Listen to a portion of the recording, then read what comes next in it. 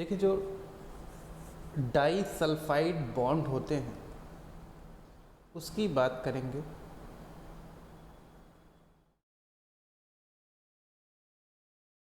Formation of disulphide bond.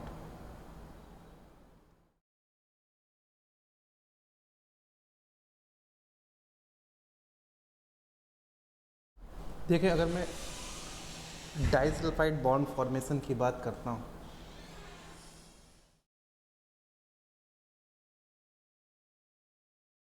Suppose मैंने ये एक सेल बनाया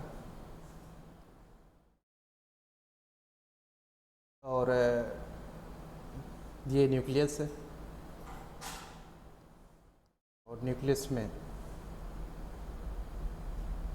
डीएनए यहाँ पे है।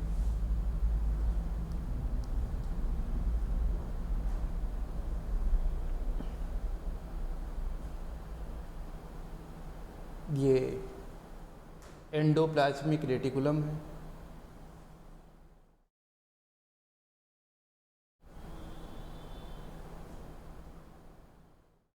गोल्जी कॉम्प्लेक्स है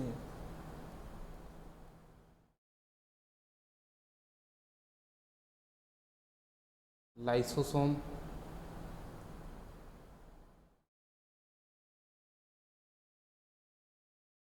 माइटोकॉन्ड्रिया। अगर मैं प्रोटीन सिंथेसिस की बात करता हूँ तो प्रोटीन सिंथेसिस यहाँ पे होगा साइटोसॉल में। यहाँ प्रेजेंट होते हैं राइबोसोम और जिसका नेचर होता है एटीएस राइबोसोम है। ये एटीएस राइबोसोम जब प्रोटीन की सिंथेसिस करेंगे यहाँ पे प्रोटीन बनेगा। सपोज ये एमआरएनए है और इस एमआरएनए से प्रोटीन बन रहा है। ये फ्री फॉर्म राइबोसोम से प्रोटीन साइटोसॉल में बनता है। यहाँ पे डाइसल्फाइड बॉन्ड नहीं बनेगा। डाइसल्फाइड बॉन्ड अगर ये प्रोटीन एटीएस राइबोसोम जो आरईआर पे अटैच होते हैं, जब प्रोटीन बन रहा होगा तो प्रोटीन यहाँ ल्यूमेन में जाएगा या फिर आरईआर के मेम्ब्रेन में प्रोटीन होगा। आरईआर जो होता है ये वाला रीजन, ये नॉन साइटोसॉलिक रीजन है। गोल्जी का जो ल्यूमेन है ये भी नॉन साइटोसॉलिक साइट है। लाइसोसोम भी नॉन साइटोसॉलिक साइट है। बाहर कंडीशन भी साइटोसॉल के बाहर वो भी नॉन साइटोसॉलिक साइट है। जो साइटोसॉलिक साइट होते हैं, जो साइटोसॉलिक साइट होते हैं वो रिड्यूसिंग इन्वायरमेंट होते हैं, एंड जो नॉन साइटोसॉलिक साइट है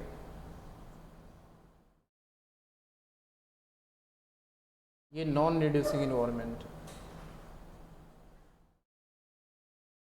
और डाइसल्फाइड बॉन्ड का फॉर्मेशन नॉन रिड्यूसिंग इन्वायरमेंट में होगा। डाइसल्फाइड बॉन्ड का फॉर्मेशन नॉन रिड्यूसिंग इन्वायरमेंट में होगा। डाइसल्फाइड बॉन्ड का फॉर्मेशन जो भी प्रोटीन्स यहाँ ल्यूमेन में बनते हैं आरईआर के, इसी में होगा। जो भी प्रोटीन आरईआर के ल्यूमेन में बनते हैं वो अगर रेजिडेंट प्रोटीन है तो वो आरईआर में रहेंगे या ईआर में रहेंगे।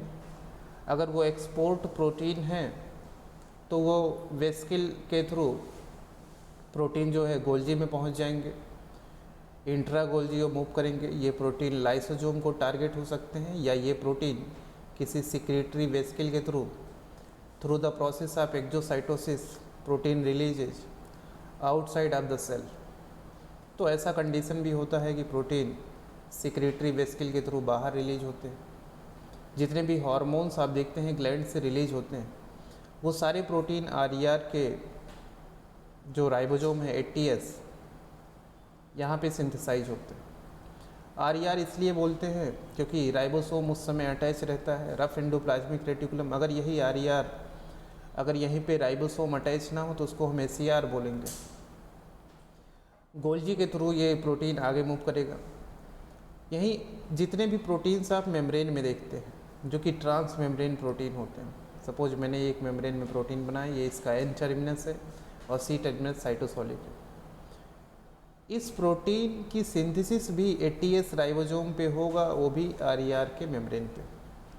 तो दो तरीके के राइबोसोम आप देख रहे हैं, एक राइबोसोम जो फ्री फॉर्म साइटोसॉल में प्रोटीन बना रहा है, और एक ऐसा राइबोसोम जो आरईआर की मेम्ब्रेन से अटैच है प्रोटीन बना रहा है। दोनों एटीएस है, दोनों बिल्कुल सिमिलर हैं। डिफरेंस क्या है कि जो आरईआर में प्रोटीन बनाते हैं वो प्रोटीन से, राइबोसोम जो होते हैं वो एक टाइम के लिए प्रोटीन से अटैच होते हैं, लेकिन एटीएस राइबोसोम जो फ्री फॉर्म में होते हैं वहाँ पे जो प्रोटीन बनते हैं, ये प्रोटीन रिलीज हो जाता है आरईआर से, और इस प्रोटीन की टारगेटिंग भी होती है स्पेसिफिक लोकेशन पे।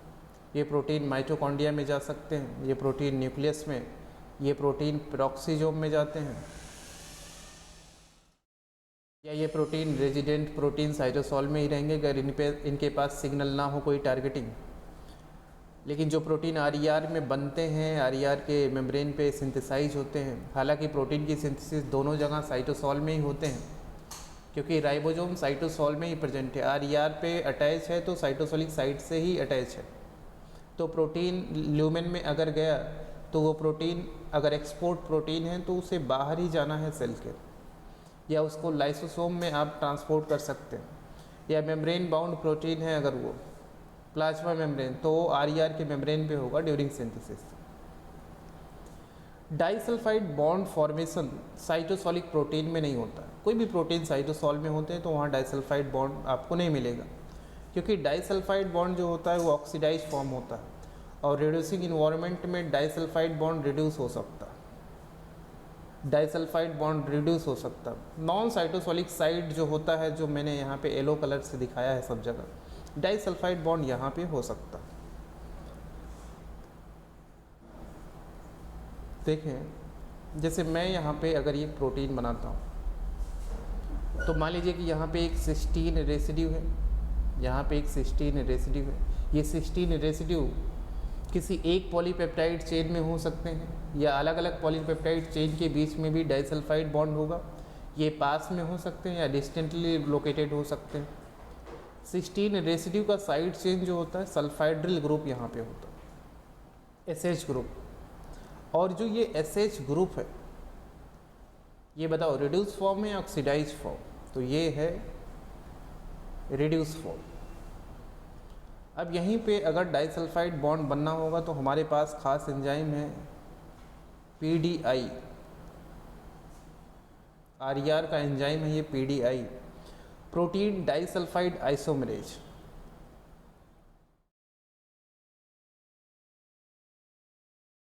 प्रोटीन डाइसल्फाइड आइसोमरेज एंजाइम, इस एंजाइम में भी सिस्टीन रेसिड्यू होते हैं जो कि डाइसल्फाइड बॉन्ड बना रखते हैं।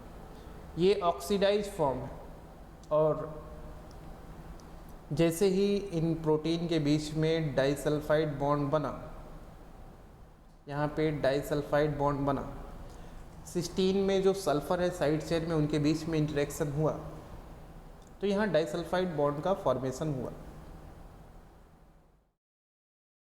अब ये ऑक्सीडाइज फॉर्म है, पहले कैसे थे? रिड्यूस फॉर्म थे, अभी ये ऑक्सीडाइज फॉर्म में चेंज हो गए डाइसल्फाइड बॉन्ड। और उस दौरान एंजाइम जो होगा, पीडीआई एंजाइम जो है, ये अब रिड्यूस हो जाएगा, इसका सल्फाइड्रिल ग्रुप ये रिड्यूस फॉर्म में, ऐसा। तो पीडीआई एंजाइम एक तो न्यू डाइसल्फाइड बॉन्ड बनाते हैं आरईआर के ल्यूमेन में, या ये कोई ऑलरेडी डाइसल्फाइड बॉन्ड है तो उसको दूसरी डाइसल्फाइड बॉन्ड से एक्सचेंज भी करते हैं। Disulphide bond formation always non reducing environment में होगा। जितने भी प्रोटीन सेल के बाहर होते हैं वहाँ पे डाइसल्फाइड बॉन्ड मिलते हैं। जैसे मान लीजिए कि आप अगर इम्यूनोग्लोबुलिन की बात करें तो इम्यूनोग्लोबुलिन जो है सिक्रीटेड प्रोटीन्स होते हैं, इनमें भी डाइसल्फाइड बॉन्ड होता है, क्योंकि ये सेल के बाहर नॉन रिड्यूसिंग इन्वायरमेंट में होते हैं, ये ब्लड में होते हैं, प्लाज्मा सेल इन्हें सिक्रीट करते हैं। या मान लीजिए कि अगर मैं बीटा सेल की बात करूँ, पेनक्रियाज में जो बीटा सेल होते हैं ये क्या सिक्रीट करते हैं? Insulin hormone. इंसुलिन भी सिक्रीटेड एंजाइम हार्मोन है, और इंसुलिन में भी डाइसल्फाइड बॉन्ड आपको मिलते हैं। या आप देखे होंगे बहुत से ऐसे मेम्ब्रेन में प्रोटीन होते हैं इम्यूनोलॉजिकल मेम्ब्रेन में प्रोटीन्स होंगे जैसे CD4, CD8, MHC, है ना। डिफरेंट टाइप्स के रिसेप्टर होते हैं, T सेल रिसेप्टर या B सेल रिसेप्टर। इन सभी में डाइसल्फाइड बॉन्ड जो भी होगा वो बाहर नॉन साइटोसॉलिक साइड में प्रेजेंट होगा। तो डाइसल्फाइड बॉन्ड ऑलवेज जो है नॉन साइटोसॉलिक साइड में ही बनता है और वहीं पे स्टेबल होता है। डाइसल्फाइड बॉन्ड को रिड्यूस करने के लिए आपको रिड्यूसिंग एजेंट की ज़रूरत पड़ेगी अगर आप चाहते हो कि ये डाइसल्फाइड बॉन्ड ब्रेक हो, क्योंकि ये कोवैलेंट बॉन्ड होता है, बीटा मरकैप्टोइथेनॉल होता है, जिससे आप डाइसल्फाइड बॉन्ड को रिड्यूस कर सकते हैं। और भी बहुत सारे केमिकल्स हैं जिससे डाइसल्फाइड बॉन्ड को रिड्यूस कर सकते हैं। क्वेश्चन ये है कि अगर मैं बैक्टीरिया की बात करूं तो बैक्टीरिया में डाइसल्फाइड बॉन्ड कहाँ पे होगा। तो बैक्टीरिया में आप देखते हो कि वहाँ पे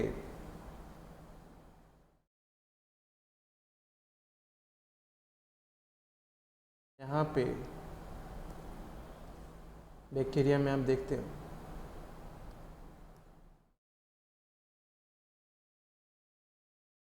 ये साइटोसॉलिक रीजन है और बाहर नॉन साइटोसॉलिक रीजन है। बैक्टीरिया में एक मेन मेम्ब्रेन होता है, सुपर मेम्ब्रेन, आउटर लेयर भी होते हैं। तो जो पेरी प्लाज्मिक स्पेस है बैक्टीरिया में, यहाँ पे डाइसल्फाइड बॉन्ड बनता है इन सभी प्रोटीन्स में। ये साइटोसॉल है तो साइटोसॉल में डाइसल्फाइड बॉन्ड का फॉर्मेशन नहीं होगा। बैक्टीरिया के केस में जो प्रोटीन बनेंगे वो 70S राइबोसोम में सिंथेसाइज होंगे। हालांकि अगर मैं यूकैरियोटिक सेल की यहाँ पे बात करूँ तो प्रोटीन माइटोकॉन्ड्रिया में भी बनते हैं और प्लास्टिड में भी प्रोटीन बनते हैं।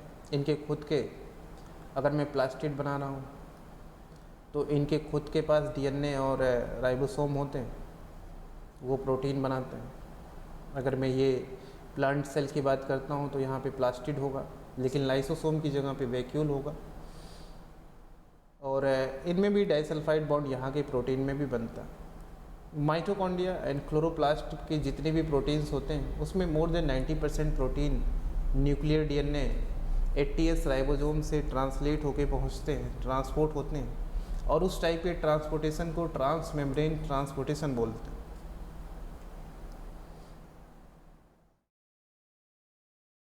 जब डाइसल्फाइड बॉन्ड बनता है, अगर मैं ये इसे कंसीडर कर रहा हूँ ER का ल्यूमेन, ER का ल्यूमेन है ये, तो यहीं पे डाइसल्फाइड बॉन्ड बनेगा प्रोटीन में।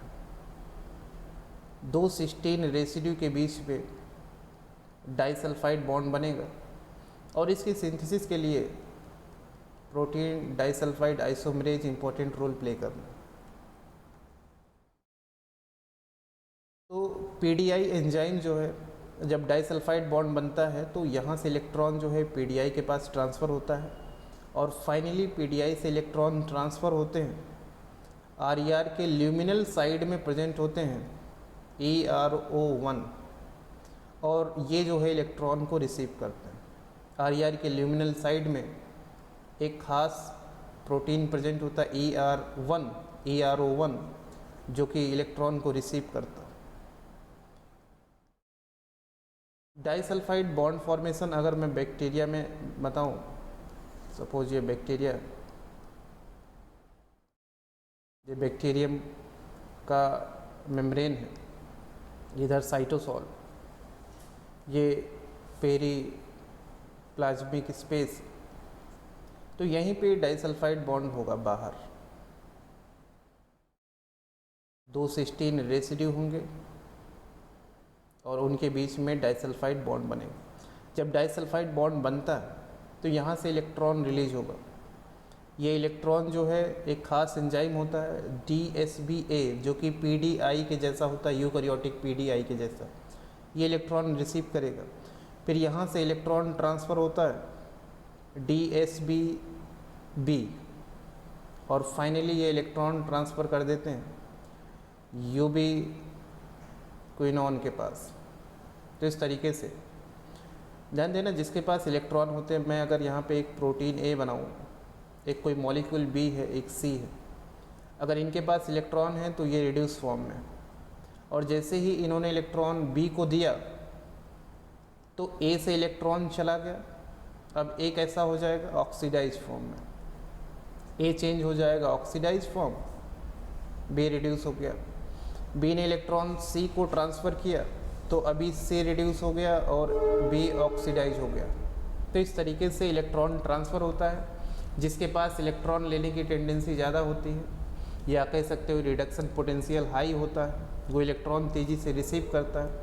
आप इलेक्ट्रॉन ट्रांसपोर्ट चेन जब ईटी इलेक्ट्रॉन ट्रांसपोर्ट सिस्टम पढ़ते हैं तो इलेक्ट्रॉन ट्रांसपोर्ट चेन होता है वहाँ पे, जहाँ पे एटीपी सिंथेसिस होती है। तो इलेक्ट्रॉन ट्रांसपोर्ट चेन में बहुत सारे प्रोटीन्स होते हैं, वो इलेक्ट्रॉन रिसीव करते हैं। तो जिसके पास ज़्यादा इलेक्ट्रॉन रिसीव करने की कैपेबिलिटी है या रिडक्शन पोटेंशियल हाई है, वो इलेक्ट्रॉन फाइनली उसी के पास जाता है। अगर आप ऑक्सीजनिक फोटोसिंथेटिक ऑर्गेनिज्म की बात करें तो वहाँ पे भी आप देखते हो ऑक्सीजन रिलीज होता है और इलेक्ट्रॉन जो है ट्रांसफ़र होता है फोटो सिस्टम 2 और 1 के बीच में। तो यहाँ फाइनली इलेक्ट्रॉन NADP+ के पास जाता है ना, इलेक्ट्रॉन NADP+ रिसीव करके NADPH बनता है। इसी तरीके से अगर आप जो है एरोबिक रेस्पिरेशन में ऑक्सीजन देखते हैं तो ऑक्सीजन ही फाइनल इलेक्ट्रॉन एक्सेप्टर होता है, जो कि H+ भी यूज होगा और ये वाटर में चेंज हो जाएगा। तो बैक्टीरिया में disulphide bond formation periplasmic space में होगा, जहाँ पे DSBA एंजाइम PDI जैसा है और वो रोल प्ले कर रहा है।